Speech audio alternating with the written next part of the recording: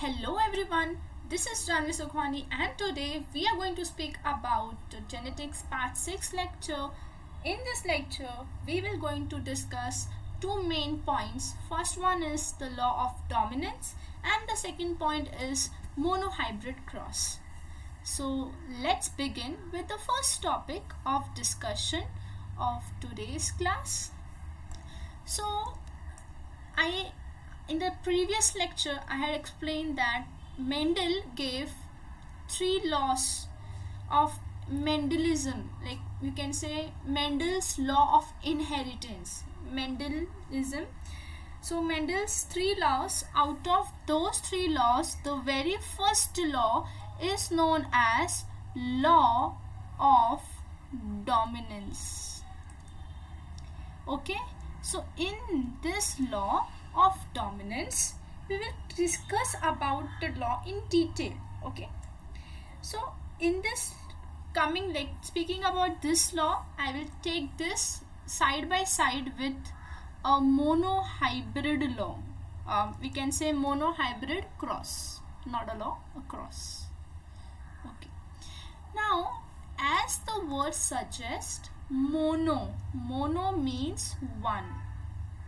Okay, so whenever there is a monohybrid cross, in this we consider only one trait. Okay, how many trait we consider? Only one trait. So here you will have only one trait. Now I had told like what is a trait and a character. Okay, so suppose we are taking a character as height. Okay, we will actually take this only height. So for this height there will be, like height is a character, and for the character there will be two, like this is height, and for this height there will be one gene, and this gene will have two alleles, and these two alleles will be one for tallness and one for dwarfness. So this tall and dwarf, these two are nothing but these are traits. Okay, so we are taking only one character, you can say only one character which is having the two traits. So only one character is considered during this cross. Okay, so if we consider the tall and dwarf, these two alleles, so we are just speaking of one gene which has two alleles in this case. Okay, so if we want to carry out a cross, so how the cross will be? Okay, let's come on the next page and we will discuss about the cross. So here I am taking a height. Okay, a character height. So character height, as I told, it has two phenotype, one is tallness and one is dwarfness. Okay, so I will take, this is the sign for female and this is the sign for male. Now suppose I am taking the phenotype of whom? Phenotype of parents. Phenotype of parents, like say that female is tall and male is dwarf. Okay, but like we can also mention that the female is, whether the female is homozygous tall or heterozygous tall. Now homozygous tall means that capital T, since these two alleles are similar, so we say it as homozygous tall. If it is capital T small t, that means both the alleles are not similar, so we say it as heterozygous tall. Okay, so let us say here the case which we are taking, it is that like here it will be homozygous tall. Okay, and for for dwarfness, it is obviously it will be homozygous dwarf. Even if I don't mention your homozygous dwarf, then also it is understood that the genotype for this male will be small t small t. Okay, let us write here genotype. Okay, now what is genotype and phenotype? If you don't know what it is, so do watch the previous lectures. I have taken all the topics in much detail. Go and watch it out. You will understand all the concept and it will be surely be very crisp and crystal clear. That's my guarantee. So speaking about the tall and the dwarf, so the genotype you will write it here as homozygous tall and here it will be homozygous dwarf. Okay. Now what we have to do after seeing the genotype of the parents, you have to make gametes. Okay, what we will make, we have to make the gametes. Now how to make gametes? Okay, see, I will tell you. Here we can see that there are two capital T. Since these two capital T are similar gametes, so out of these two capital T, I will consider only one capital T as single gamete from the female parent. Okay, and since here there are two small t, so I will consider only one small t from the father, okay, from the paternal parent. So these are nothing but gametes. For all the different cases, we will learn how to make gametes. For now, just understand the topic which I am teaching currently. Then if you can see, we know that if there is now this capital T and this small t, okay, this is the male gamete and this is the female gamete. Okay, so after formation of gametes, we know that in sexual reproduction, after formation of gametes, there is the fusion of gametes. Okay, so here there will be the fusion of gametes, okay, which we say it as fertilization. So this process is nothing but fertilization.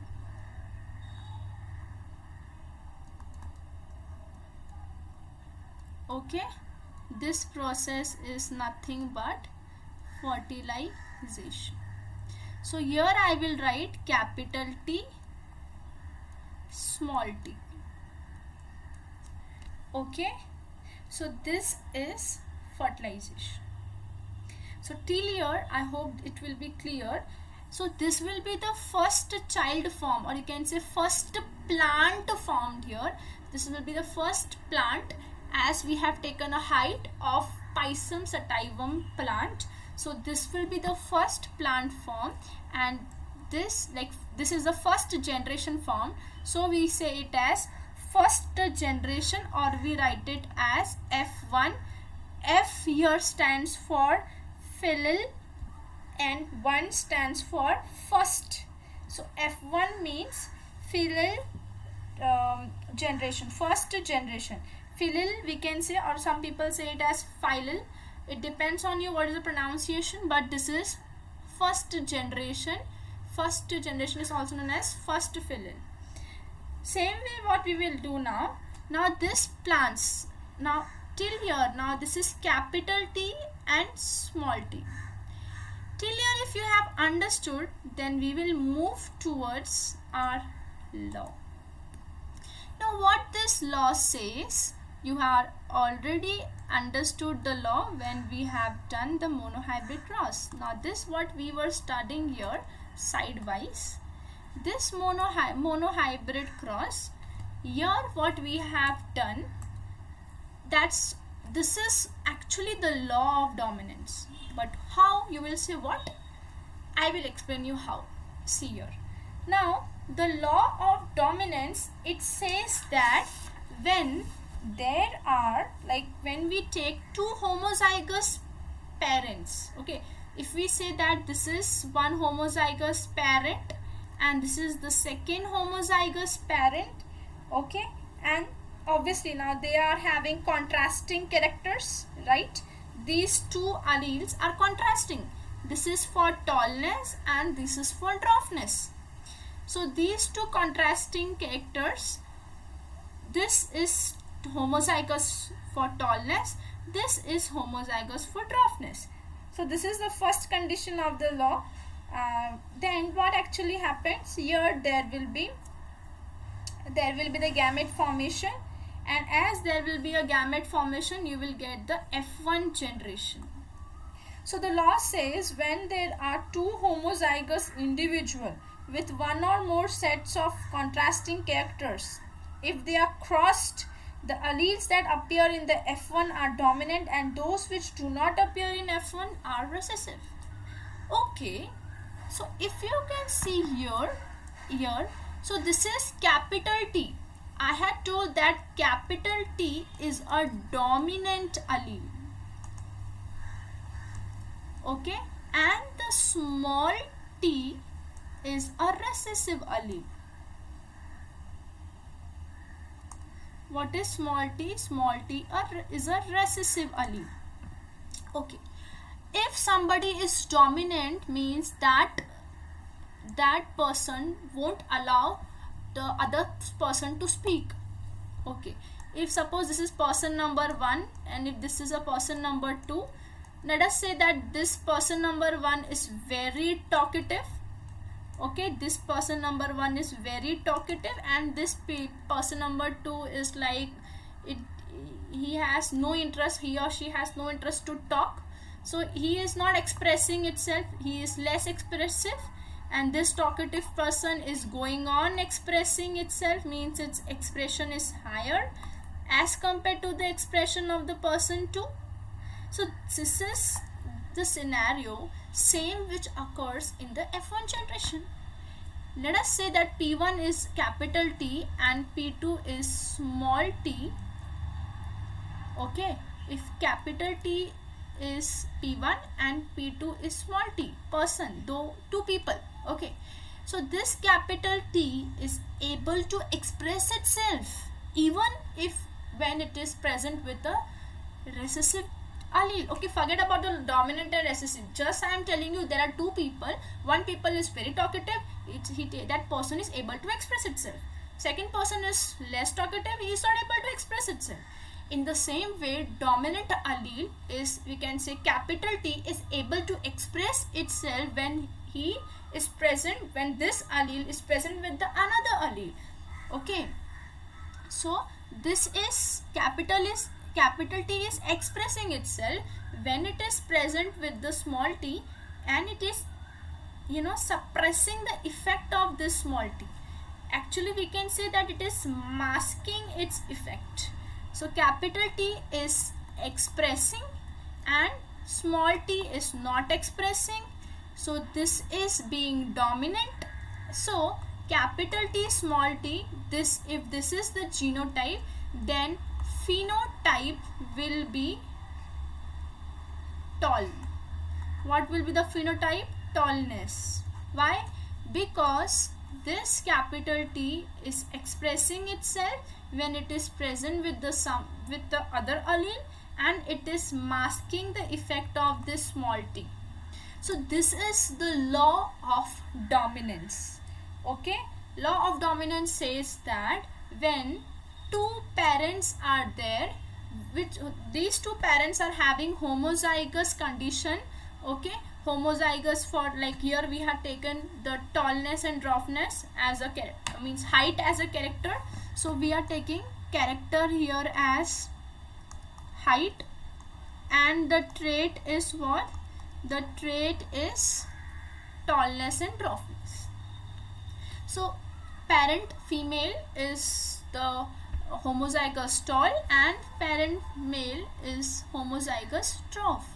If this is the condition taken, if you can see here, so this is the condition taken, then you will get capital T as one gamete and small t as one gamete, and in the F1 generation you will get capital T, small t as a individual, okay, as a plant, which will be showing its phenotype as tallness.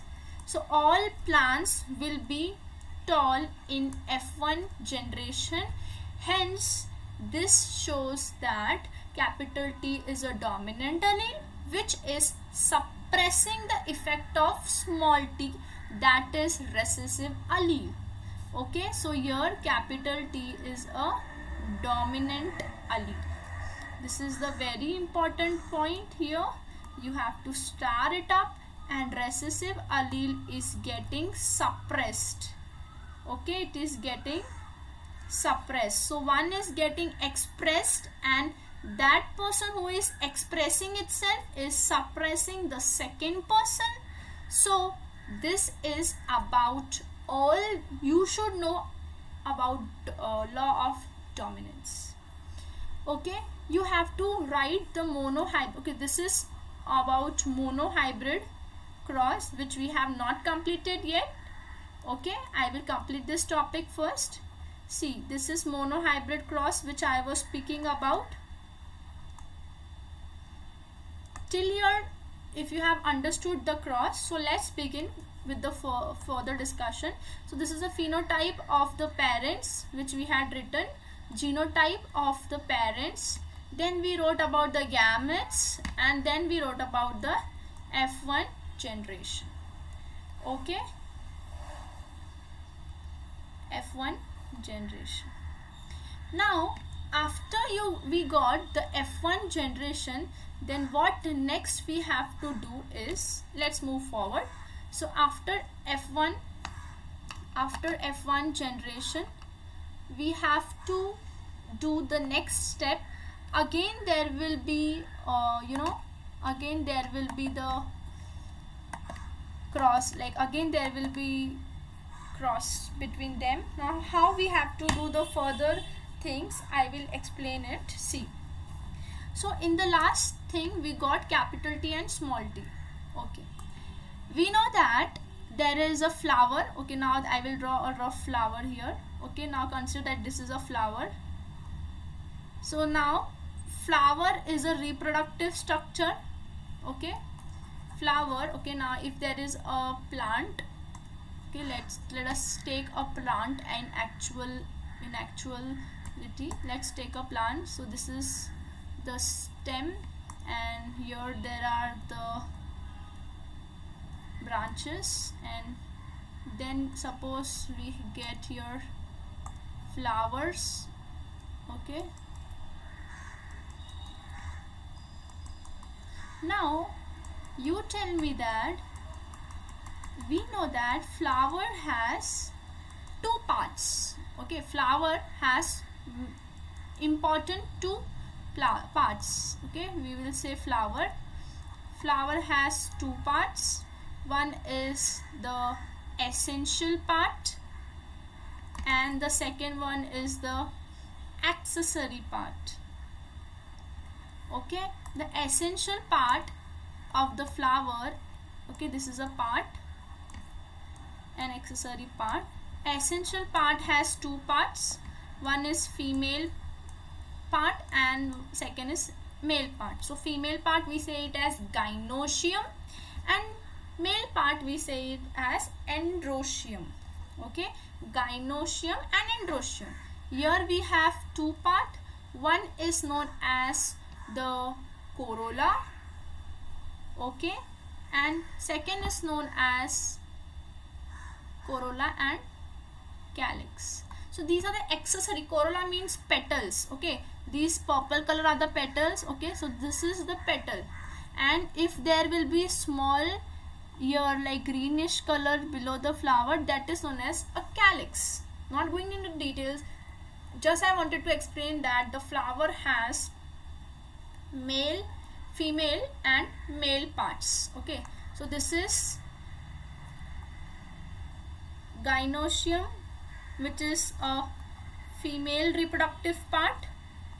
Okay, female reproductive part, and here there is androecium, which is what? Which is a male reproductive part.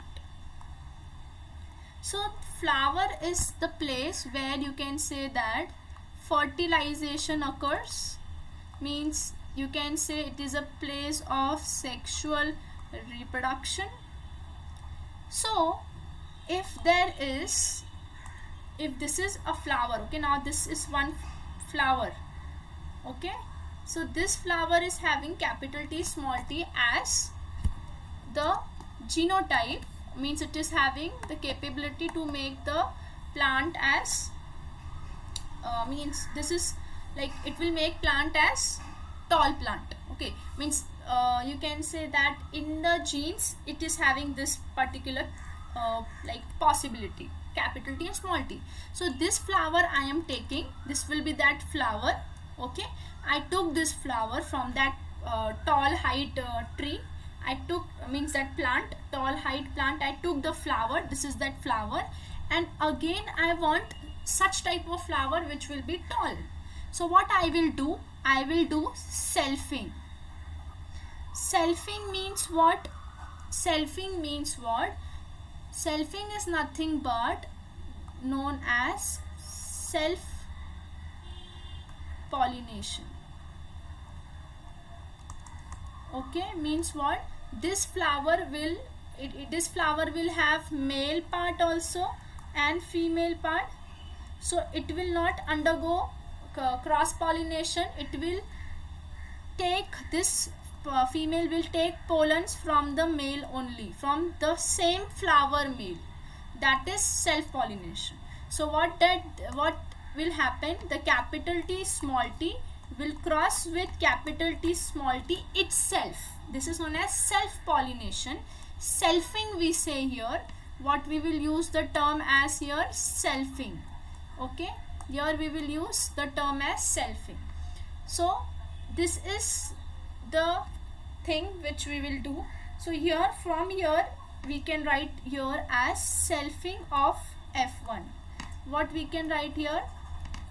We can write here as selfing of F1. Okay, whatever was the F1 organism, like the plant, we selfed it. Okay, and then what we have to do? Okay, let me give you one small trick. We know that in mathematics we do one thing like this. If we have a plus b and we have c plus d, then what we do? We do that a will be multiplied by c, then we get it here as ac, then we multiply a with d, so we get as ad, we multiply b with c, so we get here as bc, we multiply b with d, so we get as bd. So if there is term 1, 2, 3, 4, so we manage it as 1 with 3. How we manage it as 1 with 3, 1 with 4. Okay, if you will see, I wrote here 1 with 3, 1 with 4. Then if it is B and C, so it is 2 with 3. Then it is B and D, so we say it as 2 with 4.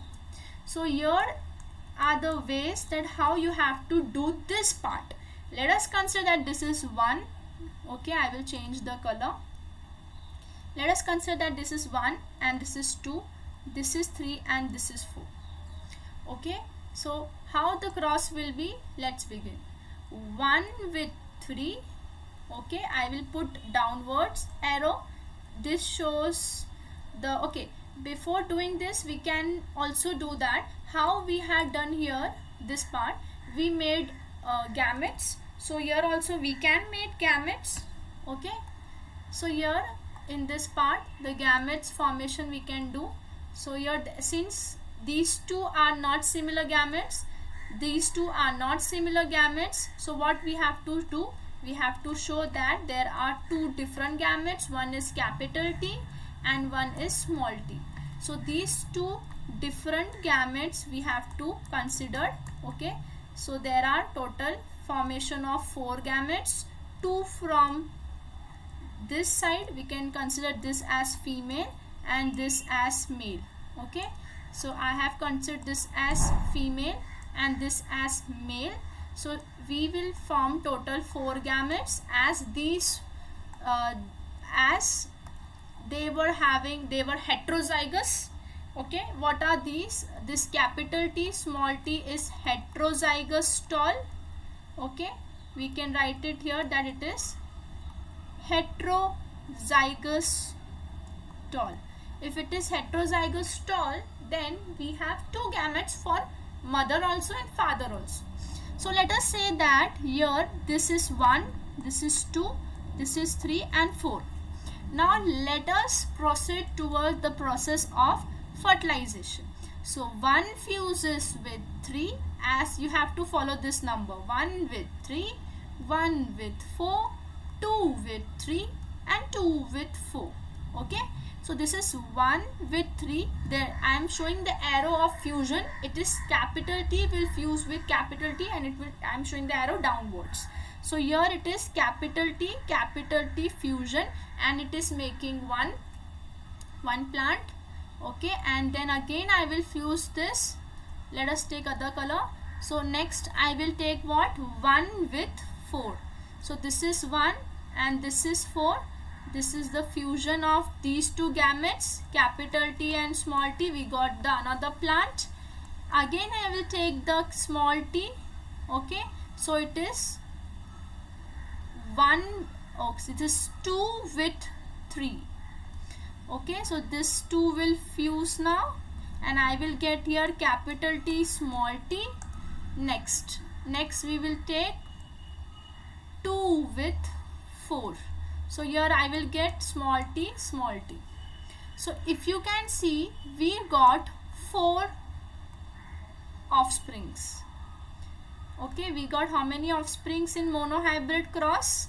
F2 generation. See, now this is the F2 generation. F2 generation means second generation of this. Like from here, if you consider this was the first generation. What was this? This was the first generation of since like after the fertilization, and this is the second generation. Like we can say your grandparents gave birth to your parents, so that was the first generation. Your parents gave birth to you people, so this is the second generation. Same goes with here. Okay, so this is the second generation. Now if you can see, we got 4 possibility. So let's take another page.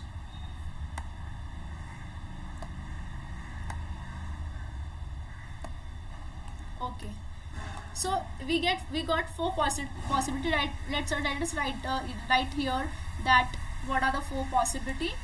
F2 has capital T and capital T, small t. Then it has capital T, small t and small t, small t. Let us write, okay, these are the genotype of F2. Okay, genotype of F2. Let us write phenotype of F2. Let us write the phenotype of the F2 generation. So the phenotype for this is, you can see capital T means this is homozygous tall. So we will write for this as homozygous tall, and this and this, they are having the same you can say genotype, so it will have same phenotype, that is heterozygous tall. Okay, and this will have the phenotype as homozygous dwarf, or you can directly write it as dwarf. Okay, so if you can see here, this plant is also tall, this plant is also tall, and this plant is also tall. So we have 1 tall, 2nd tall, 3 tall. We have total 3 plants which are tall, which will have tall height rather. The plant will have 3 plants will have tall height, and there is 1 plant which will have dwarf height. Only 1 plant which will have dwarf height. HT is for height. So total there are how many plants? Total there are 4 plants, and out of 4 plants, there is 4:3 ratio. Sorry. Now the ratio of tallness will be how much? It is 3/4. How 3/4? I will tell you now. And for dwarfness, it is 1/4. How this I will tell. Out of 4, there are 3 tall plants. Okay. See. Out of 4, there are 3 tall plants. So I wrote it as 3/4. Means out of 4, there are 3 tall and 1 dwarf. Okay. Means number of tall plant upon total. Okay. How it goes? It goes as number of tall plant upon total. So the number of tall plant here are 3 plants and the number of dwarf plant is only 1. So it is 3/1. But if I say that small t is a dwarf plant, so it is only 1 out of these 4. So I wrote it as 1/4. Okay. So we can say the ratio of, okay, ratio of tall as to dwarf is 3:1. We can also write it as 3/4, 1/4. Okay, so this is same, it get cancelled. Okay, and so we get as it as 3:1, 3:1. So same, if you want, you can cut it and you can write it as this. So the final answer, so this is which type of ratio, if somebody asks you. See, we have taken tallness as to dwarfness. Tallness and dwarfness, these are phenotype. Since these are phenotype, the ratio is known as phenotypic ratio. Okay, phenotypic ratio, this is 3:1. Phenotypic ratio is 3:1. Okay, now let us come here back. If you see here that capital T small t is one type of genotype. Okay, so capital T small t is homozygous tall, and if you can see here that there is heterozygous tall. Heterozygous tall means what? Like if you can, here we can only write just tall or dwarf. Okay, I will remove it because in phenotype we don't mention that it is like, it's okay, you write just this much, tall and dwarf, that's it. So here what I was saying, it was like here it is capital T small, capital T means homozygous tall, but here if you can see the genotype is heterozygous tall. So if this is one type of genotype, that is capital T, second type is capital T small t, and the third type of genotype is small t. So let us make the genotypic ratio. So we found this as 2, this as 1. So there are plants which have only one possibility for this, and there are two plants which has possibility, two plants which has possibility for heterozygous tall. Okay, so 2 plants have possibility for heterozygous tall and 1 plant has the possibility for homozygous tall. We can see here that there is only 1 plant which has the possibility for homozygous tall, and 1 plant is having the possibility for, like, 2 plants for heterozygous tall. So I wrote it here that way. Okay, so this came from that cross, and here this you can see here that this is dwarfness. Okay, so this dwarfness is like small t. So there is only one genotype for dwarfness. So here we write it as small t. This, there is only one dwarf plant with this genotype, so 1. So if somebody asks me that what is this, so we have considered here as genotype. So the ratio here, it is known as genotypic ratio. What we say it as genotypic ratio. Okay, genotypic ratio. So this ratio is like 1 1:2:1. How this? Because we took capital T which was only 1, and 2 there were 2 plants which had genotype as capital T small t, that is heterozygous tall. So we will write here as capital T small t and is to small t. So the ratio for this is 1, means there was only one plant which was having this homozygous tall. There were 2 plants which were having heterozygous tall, and there was only one plant which was having homozygous dwarf. So this is the important ratio which everyone needs to remember, that is 1:1, which is genotypic ratio, and phenotypic ratio as 3:1. So I hope you understood today's class. So today's class was about the law of dominance, which I explained you that in the F1 generation of the two parents, the two parents were homozygous tall and the second parent was homozygous dwarf. In their F1 generation, the gene, like you can say the allele which express, okay, so the allele which expresses itself in the F1 generation, it expresses itself and suppresses the other allele. That is the allele which is known as a dominant allele. Okay, here we discussed about the monohybrid cross, we discussed about the character, we discussed about the trait.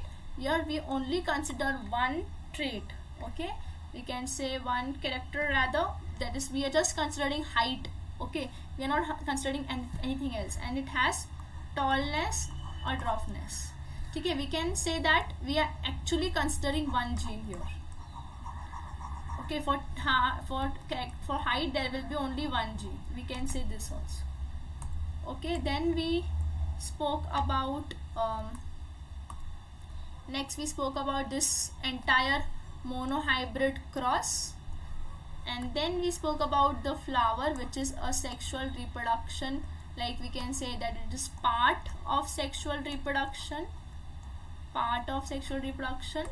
Then we spoke about the further cross, and then we discussed about the ratios, okay, how we have to write the ratios, and then we wrote this ratios here. So for today's class we end it here. Okay, hope today's class you found it helpful. So in the next class we will discuss about the Punnett square. Okay, in the next class what we are going to discuss, we are going to discuss about the Punnett square, okay, and we are going to discuss about monohybrid cross questions. So there will be questions for monohybrid cross, yes, and then further we will go towards the dihybrid cross. Okay, there will be many questions for this, we will take some questions and then we will move forward towards dihybrid and further points of this chapter. Okay, so very thankful, thank you that you watched this lecture. Do subscribe my channel for more information and all. We will go step by step for each and every subject, each and every topic of this biology for 11th, 12th and 10th and 9th standard. Keep watching, stay tuned, take care.